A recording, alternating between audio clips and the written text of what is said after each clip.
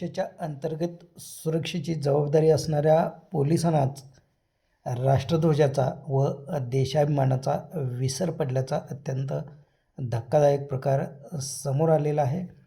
जत तालुक्यातील माडगाळ येथील पोलीस चौकीला हर घर तिरंगा याचा जाणीवपूर्वक विसर झाला असून संपूर्ण शहरातील विविध कार्यालयावर तिरंगा ध्वज तसेच अनेक घरांच्या वरती तिरंगा फडकला असताना पोलीस चौकी मात्र तिरंग्यापासून वंचित राहिलेली आहे.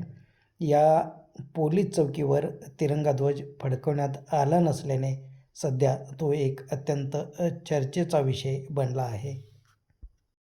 माडगाळ पोलीस चौकीच्या अगदी शेजारीच असलेल्या कृषी विभागाच्या मंडल कृषी अधिकाऱ्याच्या कार्यालयावर तसेच गाव कामगार तलाठी चावडी मंडल अधिकारी यांचे कार्यालय, ग्रामपंचायत कार्यालय या सर्व ठिकाणी तिरंगा ध्वज डौलाने फडकत असताना माडगाळ चौकीतील पोलिसांना तिरंग्या ध्वजाचा नेमका विसर का झाला याची गावामध्ये उलटसुलट चर्चा सुरू होती.